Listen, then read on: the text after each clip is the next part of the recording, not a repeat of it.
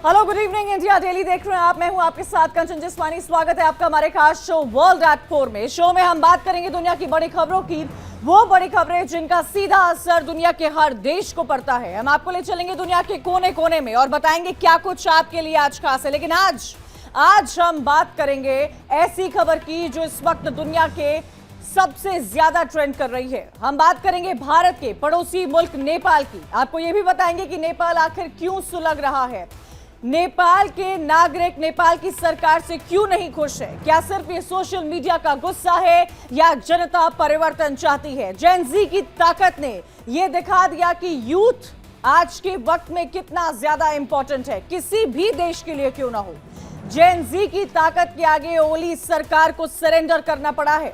आपको नेपाल के बारे में डिटेल से बताएंगे। तो चलिए शुरू करते हैं और चर्चा आज सिर्फ और सिर्फ नेपाल की होगी।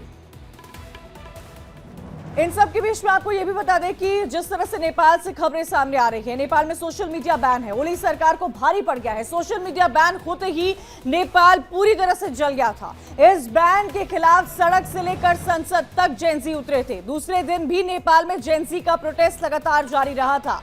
राजधानी काठमांडू समेत देश के कई शहरों में जमकर तोड़फोड़ और आगजनी भी हुई थी।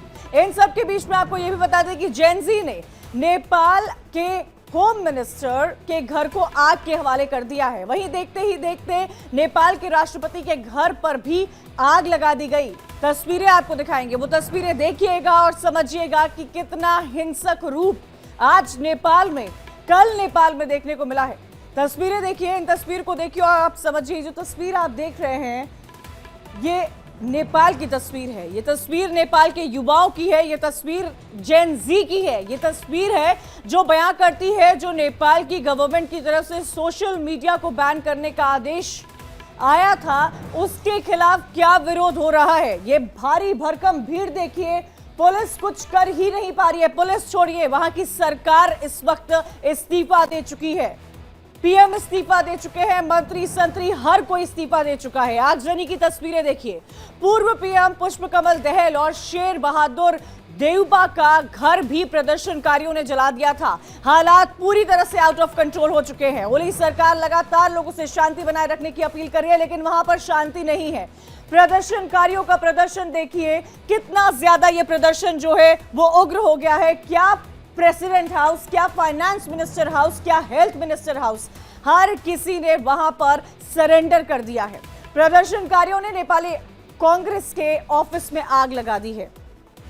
केपी शर्मा ओली की पार्टी ऑफिस को भी आग के हवाले कर दिया है। युवा क्रांति की ये तस्वीर आपको दिखा रहे हैं। जहां तक आपकी नजरें जारी होंगी वहां तक आपको काठमांडू की सड़कों में सिर्फ और सिर्फ जेन ज़ी दिखाई दे रहे होंगे। वो जेन ज़ी जिसमें 19 लोगों की मौत हो गई है। वो सोशल मीडिया जिसका पावर आज इतना ज्यादा है कि वहां की सरकार को गिरा दिया है। नेपाल की युवा क्रांति, नेपाल की आगजनी, नेपाल की सरकार की सरेंडर, नेपाल के जेन ज़ी की तस्वीरें आप देख रहे हैं। नेपाल की सरकार को अब जेन ज़ी की ताकत का एहसास होने लगा है। सोशल मीडिया पर बैन तो हटा दिया गया है, लेकिन जेन ज़ी अब भी मानने को तैयार नहीं है। वो अब सीधे तौर पर लगातार इस बात की मांग कर रहे थे और ऐसा हो भी गया। केपी शर्मा ओली ने इस्तीफा दे दिया। जेन ज़ी की आवाज से नेपाल की सियासी नींव भी पूरी तरह से हिल चुकी है। ये तस्वीरें जो आप देख रहे हैं, तस्वीरें बयां करती है कि नेपाल में क्या हुआ है। सब कुछ नेपाल में जल रहा है। हर चीज, जहां तक आपकी नजरें जाएंगी वहां तक आपको नेपाल की यही तस्वीर नजर आ रही होगी। क्या गाड़ियां, क्या घर, प्रेसिडेंट हाउस को आग के हवाले कर दिया गया है। नेपाल की पूरी सियासी नींव इस वक्त हिल चुकी है। केपी ओली ने पीएम की पोस्ट से रिजाइन कर दिया है। इतना मजबूर वहां के जेन ज़ी ने किया है। और ये प्रोटेस्ट जो सोशल मीडिया बैन को लेकर शुरू हुआ था, वो कब करप्शन, कब अनएम्प्लॉयमेंट पर आ गया, ये देखते ही देखते किसी को पता नहीं चला। ये जेन ज़ी की ताकत है जो आप इस वक्त देख रहे हैं कि उसने वहां की पूरी सरकार को हिला दिया है। ये तस्वीरें आपको 8 तस्वीरें दिखा रहे हैं। 8 अलग अलग कैमरों से कैद की गई नेपाल की ये तस्वीरें, नेपाल की क्रांति की तस्वीरें, आज के इस दौर में रेवोल्यूशन की ये सबसे ताजा तस्वीरें हैं जो आप देख रहे हैं। कहीं पर टायर जलाए जा रहे हैं, कहीं पर ऑफिस जलाए जा रहे हैं, कहीं पर घर जलाए जा रहे हैं, कहीं पर मंत्रियों के प्रॉपर्टी को नुकसान पहुंचाया जा रहा है। यह सब विवाद तब हुआ जब नेपाल की सरकार ने सोशल मीडिया के कुछ ऐप्स पर बैन लगा दिया था। वो सोशल मीडिया बैन का जो गुस्सा था, हालांकि इसको तो बाद में रिवोक किया गया, सरकार ने इस बैन को हटा दिया, लेकिन ये विवाद खत्म नहीं हुआ। ओली सरकार के कई मंत्रियों ने इस्तीफा दे दिया है। नेपाल की सरकार को अब जेन ज़ी की ताकत का एहसास होने लगा है। विपक्षी पार्टी राष्ट्रीय स्वतंत्रता पार्टी के 21 सांसदों ने अब तक रिजाइन कर दिया है। तो वहीं आपको यह भी बता दें कि ओली सरकार के 10 मंत्री अब तक रिजाइन कर चुके हैं। किन्होंने रिजाइन किया है, अब इसको समझिएगा। ये भी आपको बताएंगे किसने किसने अब तक रिजाइन किया है। डेप्यूटी पीएम ने रिजाइन कर दिया है। प्रकाश मान सिंह, ये नेपाल के डेप्यूटी सीएम हैं, इन्हें इस्तीफा देना पड़ा है। सभी को इस्तीफा देना पड़ा है, लेकिन आप समझिए ये वहां की विदेश मंत्री हैं आरजू राणा देवबा, जिन्होंने इस्तीफा दिया है, नेपाल की सरकार में शामिल थी। और साथ ही साथ आपको बता दें तेजू लाल चौधरी, इन्होंने भी इस्तीफा दे दिया है अपने पद से। 21 मंत्रियों ने इस्तीफा दिया है, पीएम तक ने इस्तीफा दे दिया है। लॉ मिनिस्टर अजय चौरसिया, इन्होंने भी इस्तीफा दे दिया है। ये सभी सरकार के सेक्रेटेरिएट के लोग थे, ये सभी सरकार के कैबिनेट के लोग थे, ये नेपाल को संभाल रहे थे, लेकिन इस विद्रोह ने इन सबका इस्तीफा ले लिया है। वन मंत्री एन बहादुर शाही, इन्होंने भी अपने पद से इस्तीफा दे दिया है। हालांकि कुछ मंत्रियों का यह कहना है कि हम जेन ज़ी के साथ हैं, हम इस देश के युवा के साथ हैं। इसमें हेल्थ मिनिस्टर प्रदीप पौडेल हैं, उन्होंने भी अपने पद से इस्तीफा दे दिया है। आप ये समझिए, जब इन सब ने पहले इस्तीफा दिया, इसके बाद वहां पर पीएम ने इस्तीफा दिया है। खबरें तो ये भी सामने आ रही है कि हो सकता है कि नेपाल के फॉर्मर पीएम, क्योंकि अब वो इस्तीफा दे चुके हैं, वो शायद दुबई जाने की फिराक में है। टूरिस्ट मिनिस्टर बद्री पांडे, इन्होंने भी अपने पद से इस्तीफा दे दिया है। पूरे के पूरे कैबिनेट ने एक तरह से नेपाल में इस्तीफा दे दिया है। और जो स्थिति नेपाल की इस वक्त बनी हुई है, इसी का अंदाजा लगाया जा रहा था। यह भी हमें समझने की जरूरत है कि किसने किसने, जिसकी तस्वीर आप देख रहे हैं, डेप्यूटी मिनिस्टर हो या फिर फॉरेस्ट मिनिस्टर हो या फिर फाइनेंस मिनिस्टर हो, जिसके घर को आग लगा दी गई है, सबने इस्तीफा दे दिया है। ये तस्वीर बयां कर रही है कि नेपाल में यूथ की आवाज क्या है। यूथ की आवाज के आगे ओली सरकार बैकफुट पर है। इमरजेंसी मीटिंग बुलाई गई, सोशल मीडिया प्लेटफॉर्म से बैन हटा दिया गया रातों रात, लेकिन फिर भी नेपाल सरकार में तख्ता पलट हो गया। ये सब कुछ नेपाल में सोशल मीडिया बैन के नाम पर हुआ है। आप ये तस्वीरें जो मेरे पीछे देख रहे हैं, आप इससे अंदाजा लगा पा रहे होंगे कि क्या मंत्री, क्या कोई और, ये गृह मंत्री का घर है, जिसको आग के हवाले किया गया था, जिसको बहुत प्यार से उनको मिला होगा ये घर, उसको आग के हवाले कर दिया। और भी कई मंत्रालयों की तरफ से ऐसी खबर सामने आ रही है। आप सोचिए सोशल मीडिया आज कितना इंपॉर्टेंट हो चुका है। और ये सोशल मीडिया, ये वो यूथ्स हैं जो सोशल मीडिया का इस्तेमाल कर रहे हैं। ये तस्वीरें देखिए, और इन तस्वीरों को देखकर ये हैरान करने वाली तस्वीर है। ये नेपाल के तख्ता पलट की तस्वीर है, ये नेपाल के जेन ज़ी की तस्वीर है। वो जेन ज़ी जो प्रोटेस्ट में 20 लोगों की, जिसमें अब तक जो आंकड़े आ रहे हैं उसमें जान चली गई है, 300 से ज्यादा, इन्हीं में से कुछ घायल हुए होंगे। इनको देख के लग रहा है कि अब ये लड़ाई सिर्फ जेन ज़ी की नहीं है, बल्कि नेपाल की आम जनता की हक की लड़ाई हो गई है। ये जो तस्वीर आप देख रहे हैं, ये तस्वीर राष्ट्रपति के घर की बताई जा रही है। ये प्रेसिडेंट हाउस की तस्वीर है नेपाल की, जिस पर अटैक किया गया। नेपाल के प्रेसिडेंट के घर पर अटैक कर दिया गया। जो तस्वीरें वहां पर लगी थी, उनको तोड़ मरोड़ के फेंक दिया गया है। ये प्रेसिडेंट हाउस नेपाल का है। इन सब के बीच में आपको यह भी समझना होगा कि जेन ज़ी ने ओली सरकार के खिलाफ जब आवाज उठाई तो क्या हुआ। इस पूरे मामले को समझिएगा। 2023 में नेपाल सरकार ने सोशल मीडिया को लेकर एक गाइडलाइंस बनाई थी। ये कैसे विवाद शुरू हुआ, ये समझने की जरूरत है। ये बात 2023 में आती है, जब नेपाल सरकार की तरफ से गाइडलाइंस बनाई गई थी। और इस गाइडलाइंस को देखते हुए नेपाल में काम कर रहे जो एक्सपर्ट्स थे, उनका ये कहना था कि ये नहीं चल पाएगा। कई ऐसे ऐप्स थे जिनका रजिस्ट्रेशन नहीं किया गया था, लेकिन इस बात को समझिएगा कि इसका विदेशी प्लेटफॉर्म्स ने गंभीरता से इसको नहीं लिया था, जिसके बाद ये पूरा विवाद शुरू हुआ। नेपाल में सरकार के खिलाफ आखिर क्यों लोग इस तरह पहुंच पाए हैं, इसकी पूरी की पूरी क्रोनोलॉजी को समझिएगा। इसी साल 4 सितंबर को सरकार ने 26 सोशल मीडिया ऐप्स पर बैन लगाया था।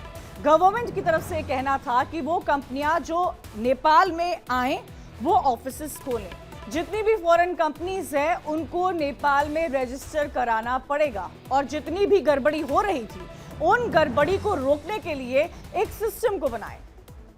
टिकटॉक और वाइबर ने सरकार की बात मान ली थी, लेकिन बाकी जो कंपनीज थी उन्होंने रजिस्टर नहीं कराया था। जब रजिस्ट्रेशन नहीं हुआ तो बैन हुआ, और जब बैन हुआ तो इस बैन के खिलाफ जेनजी ने विरोध प्रदर्शन कर दिया। प्रदर्शनकारियों का यह कहना है कि सोशल मीडिया बैन तो सिर्फ एक ट्रिगर था, असली गुस्सा भ्रष्टाचार, सरकारी नाकामी को लेकर है। करप्शन हर लेवल पर इस वक्त नेपाल में चल रहा है, ये युवाओं का कहना है। युवाओं का यह भी आरोप है कि सरकार वहां की तानाशाह यानी कि डिक्टेटर है। युवाओं के अंदर असंतोष है, और यह असंतोष आज का नहीं है, काफी लंबे समय से यह असंतोष चल रहा है, जिसकी तस्वीरें आप मेरे पीछे देख पा रहे होंगे। नेपाल में जेन जी क्रांति की वजह क्या बनी है, यह भी आपको समझने की जरूरत है। सोशल मीडिया पर बैन हुआ। नेपो बेबी यानी कि भाई भतीजावाद से यूथ परेशान हो गए, जिसको नेपोटिज्म कहा जाता है। महंगाई, बेरोजगारी, इन्फ्लेशन बहुत ज्यादा है, अनएम्प्लॉयमेंट बहुत ज्यादा है, और ये सारा गुस्सा एक साथ आया। करप्शन और स्कैम से आक्रोश है। बार बार सरकार जो वहां बदली जा रही है, इसको लेकर भी नेपाल के युवाओं में नाराजगी है। आपको यह भी समझने की जरूरत है कि नेपाल जो है वो रिसेंट की डेमोक्रेसी है। 2008 में नेपाल जो है एक डेमोक्रेटिक कंट्री बना था। 2008 से लेकर आज 2025 में जो हम बैठे हैं, इतने साल बीत चुके हैं, 17-18 साल, लेकिन वहां पर एक भी ऐसी सरकार नहीं रही है जिसने 5 साल का अपना टेन्योर पूरा किया हो। अब तक वहां 13 सरकारें बदल चुकी है, जो अपने आप में सवाल खड़े करता है। सोशल मीडिया प्लेटफॉर्म पर अचानक से जो बैन लगा था, उसने युवाओं को हैरान कर दिया। आज के जमाने में जब लोगों के हाथों में 1 सेकंड तक फोन नहीं छूट पाता है, बिना सोशल मीडिया के जिंदगी की कल्पना करना मुश्किल हो जाता है। चाहे पढ़ाई हो या फिर आपकी नौकरी हो, चाहे बिजनेस हो या एंटरटेनमेंट हो, यहां तक कि आपसी बातचीत में भी सोशल मीडिया प्लेटफॉर्म पूरी तरह से हावी है। इसीलिए जब अचानक से सोशल मीडिया प्लेटफॉर्म पर बैन लगा तो नेपाल के यूथ्स में गुस्सा आया। उनका आक्रोश, उनका विरोध कब आक्रोश में बदल गया, वो आक्रोश कब आंदोलन में बदल गया, देखते ही देखते किसी को पता नहीं चला। अगर हम बात करें नेपाल की, तो ये आप समझिए कि नेपाल में कितने लोग सोशल मीडिया का इस्तेमाल करते हैं। नेपाल में सोशल मीडिया यूजर्स कितने ज्यादा है। नेपाल की अगर कुल टोटल आबादी की बात की जाए, वहां की पॉपुलेशन की बात की जाए जो इंटरनेट को लेकर सामने आ रही है, उसके परसेंटेज की बात की जाए तो 55.8% लोगों के पास नेपाल में इंटरनेट का कनेक्शन है। वहीं अगर बात इसकी की जाए कि कितने लोग हैं जो सोशल मीडिया का इस्तेमाल करते हैं, उसका आंकड़ा 48.1% है। 86.2% लोग कम से कम सोशल प्लेटफॉर्म से वहां पर जुड़े हुए हैं। अब आपको यह भी बताते हैं कि कौन से ऐसे सोशल प्लेटफॉर्म्स हैं और कितने लोग उन प्लेटफॉर्म से जुड़े हुए हैं। व्हाट्सएप, टिकटॉक, फेसबुक, इंस्टाग्राम की अगर बात की जाए तो व्हाट्सएप पर वहां पर 60 लाख लोग हैं जो व्हाट्सएप का इस्तेमाल करते हैं। टिकटॉक 22 लाख लोग हैं जो इस्तेमाल करते हैं। फेसबुक जिसको बैन किया गया था, उसको इस्तेमाल करने वाले लगभग 1.5 करोड़ लोग थे। ये तो आंकड़ा है जो बता रहा है कि नेपाल में किस तरह इंटरनेट का इस्तेमाल होता है, कितने लोग हैं जो इस्तेमाल करते हैं। नेपाल में सोशल मीडिया सिर्फ एंटरटेनमेंट का जरिया नहीं है, ये कमाई का भी रास्ता बना हुआ है। चाहे यूट्यूब हो, चाहे फेसबुक हो, चाहे टिकटॉक हो, इन तमाम प्लेटफॉर्म से करोड़ों रुपए की इनकम जनरेट होती है। नेपाल के जेन जी के लिए ये खास मौका था। अगर ये तस्वीरें आप देखिए, ये तस्वीरें सामने आ रही है। The government you took was not right. Gen Z को लेकर ये तस्वीरें थी जो सामने आ रही थी। वहां की दीवारों पर जेन जी जो है वो पोस्टर्स लेकर पहुंचे हैं, वो कोट्स लेकर पहुंचे हैं जिनको आप देख रहे थे। 16 से 25 साल के युवा जेन जी में आते हैं। नेपाल में जेन जी की कुल आबादी की अगर बात की जाए तो वो करीब 21% मानी जाती है। मतलब कि वहां पर टोटल पॉपुलेशन, अगर ये जो तस्वीर आप देख रहे हैं मेरे पीछे आ रही है, ये इस वक्त की सीधी तस्वीरें नेपाल की आ रही हैं। नेपाल में क्या हालात है, ये लोगों में खुशी का माहौल है, ये विक्ट्री सेलिब्रेट कर रहे हैं वहां के लोग, क्योंकि वहां की सरकार इन लोगों के सामने सरेंडर कर चुकी है। ये नेपाल का जेन जी है, ये नेपाल की युवा है जिसको आप इन तस्वीरों में देख रहे हैं। ये रीसेंट अभी की तस्वीरें, इस वक्त नेपाल के क्या हालात है वो आपको दिखा रहे हैं। हर तरफ आगजनी है। हर बिल्डिंग्स को आग के हवाले कर दिया है। लेकिन नेपाल का जो युवा है वो खुश नजर आ रहा है क्योंकि वहां की सरकार ने इन युवाओं के सामने सरेंडर कर दिया है। ये सोशल मीडिया का इंपैक्ट है आज के इस देश में, आज के इस दौर में क्या इंपैक्ट है वो आप समझ रहे होंगे। ये प्रेसिडेंट हाउस है नेपाल का जिसको तबाह कर दिया गया है। ये तस्वीर जो आप देख रहे हैं, लोगों में खुशी का माहौल है क्योंकि सरकार इनके सामने सरेंडर कर चुकी है। यानी कि नेपाल में अब तख्ता पलट होगा। नेपाल में जेन जी की कुल आबादी की बात की जाए तो नेपाल की जेन जी पॉपुलेशन 21% है। ये जो तस्वीर आप देख रहे हैं ये नेपाल की कुल आबादी का 21% है। यानी कि अगर समझा जाए कि अगर इसको कैलकुलेट किया जाए तो ये समझ में आता है कि नेपाल में युवा बहुत ज्यादा है, नेपाल में इंटरनेट यूज करने वाले बहुत ज्यादा हैं। सोशल मीडिया से नेपाल में कमाई कितनी होती है ये भी आपको समझने की जरूरत है कि क्या आंकड़ा है नेपाल में कमाई का। 2023 या 2024 की बात की जाए तो 2.76 करोड़ रुपए इंटरनेट के जरिए वहां लोगों ने कमाए थे। इंटरनेट जेन जी के लिए पैसा कमाने का एक जरिया तो जरूर बना है।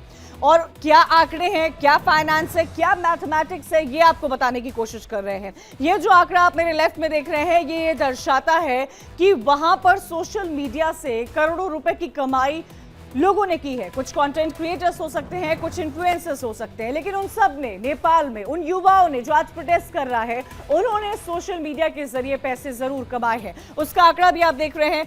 कंटेंट क्रिएटर की अगर बात की जाए तो उसकी सालाना कमाई 16 यानी कि 16 लाख के आसपास है। नेपाल के जो कंटेंट क्रिएटर्स हैं वो साल में 16 लाख रुपए कमा रहे हैं। ये एक मिडिल क्लास फैमिली की सैलरी हो सकती है।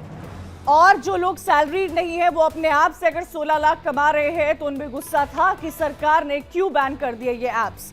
साथ ही साथ आपको ये भी बता दें कि कई स्टार की मंथली इनकम 4.5 से 8.5 लाख रुपए है। जो वहां के कई स्टार्स हैं उनकी मंथली इनकम को अगर समझा जाए तो वो कम नहीं है। वो 4.5 से लेकर कुछ लोगों की इनकम जो है वो 8 लाख तक भी जाती है। तो ये जो आंकड़े हम आपको बता रहे हैं ये नेपाल का जो गणित आप समझ रहे हैं ये आंकड़े कहीं भी कम नहीं है। और ये भी समझने की जरूरत है कि YouTube की अगर बात की जाए तो YouTube से ईयरली इनकम लगभग 88 लाख रुपीस है। That is near to 1 crore. अगर YouTube से साल में इन्फ्लुएंसर्स, कंटेंट क्रिएटर 1 करोड़ रुपए तक कमा सकते हैं तो उनका गुस्सा ऐसा फूट रहा है जिस वजह से जो नेपाल में बैन किया गया था। और वो गुस्सा जो है सिर्फ सोशल मीडिया बैन की वजह से शुरू तो हुआ था लेकिन वो सरकार पर उतरा, वो सरकार की गाइडलाइंस पर उतरा, वो सरकार को सरेंडर करने पे मजबूर किया। इतना मजबूर कि वहां की सरकार जो है वहां तख्ता पलट हो चुका है। नेपाल में युवाओं का गुस्सा बेरोजगारी के खिलाफ भी है। राजतंत्र खत्म होने के बाद युवाओं को यह उम्मीद थी कि भ्रष्टाचार अब वो खत्म हो जाएगा, देश में एक नई राजनीतिक संस्कृति का जन्म होगा, लेकिन ऐसा होता नहीं है। नेपाल न केवल राजनीतिक अस्थिरता का शिकार हो गया बल्कि उसकी आर्थिक स्थिति भी बेहद खराब होती चली गई है। नेपाल में बेरोजगारी दर की अगर बात की जाए तो वो लगातार बढ़ती जा रही है। नेपाल में बेरोजगारी युवाओं के लिए सबसे बड़ी इस वक्त चुनौती बनी हुई है। देश की आधी से ज्यादा युवा आबादी नौकरी की तलाश में है। आमतौर पर यह माना जाता है कि 4 से 6% जो अनएम्प्लॉयमेंट का रेट होता है वो सामान्य माना जाता है। अगर ये अनएम्प्लॉयमेंट का स्टैट्स 6% से ज्यादा हो जाए तो ये किसी भी देश की इकोनॉमी के लिए बिल्कुल भी ठीक नहीं माना जाता है। अब आप समझिए कि नेपाल में युवाओं का दर्द आखिर क्या है, ये समझने की आपको जरूरत है। ये जो आंकड़े आप देख रहे हैं इनको समझिएगा। 16 से 40 साल के करीब 1.5 करोड़ युवा कल आबादी के, अगर अनएम्प्लॉयमेंट की इनकी रेट बताई जाए कुल आबादी के 42% जो बेरोजगार है, 10 से 12% लोग वहां इस में बेरोजगारी की जो दर है वो 10 to 12% है। अगर 6% है उसको भी डेंजर माना जाता है। 15 से 23 साल की बात की जाए और अगर इन आंकड़ों को समझा जाए तो युवाओं में 23% अनएम्प्लॉयमेंट है, यानी कि हर चौथा युवा नेपाल का अनएम्प्लॉयड है।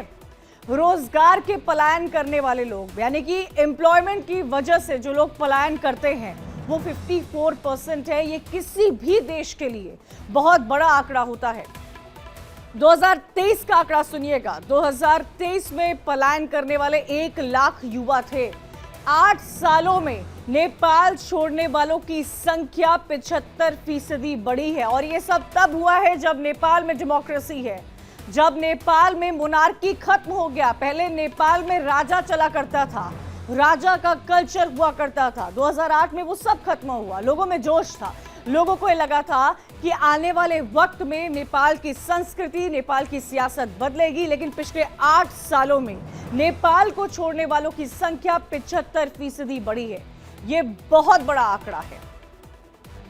नेपाल में युवाओं का गुस्सा यूं ही नहीं फूटा है, इसके पीछे ओली सरकार का राज था। ओली सरकार देश को चलाने में एक तरह से फेल रह गई। नेपाल में एम्प्लॉयमेंट जनरेट करना भी बहुत बड़ा चैलेंज बन गया, और यह भी कहीं ना कहीं बहुत बड़ा कारण था राजनीति और उसमें फैले करप्शन को खत्म करने का, जो नहीं हो पा रहा था। अगर बात करें नेपाल के पीएम, फॉर्मर पीएम जो अब हो गए हैं केपी शर्मा ओली की, तो उनकी गिनती नेपाल के बड़े सियासी चेहरों में होती है। ओली को स्मार्ट लीडर माना जाता है, जो अपने विरोधियों पर तीखे तंज कसते हैं, सियासी गठजोड़ में माहिर कहे जाते हैं। यानी कि अलायंस की अगर किसी को सरकार चलानी हो तो काफी ब्रेनी पर्सन माने जाते हैं। उन्होंने अपनी राजनीति की शुरुआत कम्युनिस्ट पार्टी ऑफ नेपाल से की थी। ये भी आपको समझने की जरूरत है कि केपी ओली का सियासी सफर अब तक का क्या रहा था, क्योंकि अब तो खैर उन्होंने इस्तीफा दे दिया है, लेकिन अब तक उनका क्या ये पॉलिटिकल जो रोड मैप, ये जो टाइमलाइन है वो आप समझिएगा। पहली बार अक्टूबर 2015 में वो प्रधानमंत्री बने थे। 2016 में उनका जो अलायंस था वो टूटा था, उन्हें इस्तीफा देना पड़ा था। फिर दूसरी बार 2018 में वाम दलों के गठबंधन से पीएम बने। संसद भंग करने का विवाद हुआ था, आपको याद होगा, बहुत बड़ा विवाद है जो ये चला था। सुप्रीम कोर्ट के फैसले के बाद उन्होंने अपना पद गंवा दिया था, उन्हें फिर इस्तीफा देना पड़ा था। मई 2021 में तीसरी बार वो पीएम बने। 2 महीने में उन्हें फिर इस्तीफा देना पड़ा। हाईकोर्ट ने इसे अनकॉन्स्टिट्यूशनल करार दिया था। जुलाई 2024 की बात की जाए तो वो चौथी बार पीएम बने। 1 साल के बाद उन्हें फिर पद से इस्तीफा देना पड़ा। तो देखिए, और आज फिर उनको रिजाइन करना पड़ा है। ओली अपना कोई भी कार्यकाल, अब तक जितने भी उनके हमने आपको कार्यकाल के बारे में बताया, उसको पूरा नहीं कर पाए। सिर्फ ओली ही नहीं, वहां पर जो भी सरकार रही है नेपाल में, अस्थिरता एक क्वालिटी रही है उन गवर्नमेंट्स की। कोई भी अपना कार्यकाल पूरा नहीं कर पाता है। ओली का सेकेंड अगर टेन्योर की बात की जाए तो वो सिर्फ 3 साल 5 महीने का था। बाकी 10 महीने 1 साल के अंदर ओली को सत्ता छोड़नी पड़ी थी। नेपाल में 2008 से अब तक 14 सरकारें बदल चुकी है। 2008 से लेकर अब तक आप सोचिए, इतने सालों में 14 सरकार वहां बदल चुकी है। क्या नेपाल की इकोनॉमिक्स और नेपाल की ट्रेड के बारे में हम बात करें, जब वहां की पॉलिटिक्स ही इतनी अनस्टेबल है। कोई भी लीडर वहां 5 साल का अपना टेन्योर पूरा नहीं कर पाया है। नेपाल की राजनीतिक कहानी लंबे समय तक राजशाही के इर्द गिर्द घूमती रही। वहां राजा हुआ करते थे। नेपाल में सालों साल राजशाही चलती रही। यहां पर एक ही परिवार, राज परिवार के सदस्यों का शासन रहा करता था, जिनको रॉयल फैमिलीज कहते हैं। खुद को भारत के राजपूतों का वंशज मानते थे वो। नेपाल में राजाओं ने 1768 से लेकर 2008 तक, यानी कि 240 साल तक उस देश पर शासन किया है। लेकिन 2008 में राजशाही खत्म की गई, और इस राजशाही को खत्म किया गया। बहुत उम्मीद थी। 28 मई को नेपाल के राजनीतिक दलों ने संसद की घोषणा की थी। लोकतंत्र लगातार उलझनों में घिरा हुआ था। राजशाही समय समय पर सिर उठाकर अपने अवसर की तलाश कर रही थी। नेपाल में समय समय पर आंदोलन होते रहे। आप समझिएगा, पहले मोनार्की थी, मोनार्की से डेमोक्रेसी में आना कितना बड़ा चैलेंज किसी भी कंट्री के लिए हो सकता है। अब आपको समझाते हैं कि नेपाल में मोनार्की का आखिर क्या इतिहास है। राजा देश हुआ करता था ये।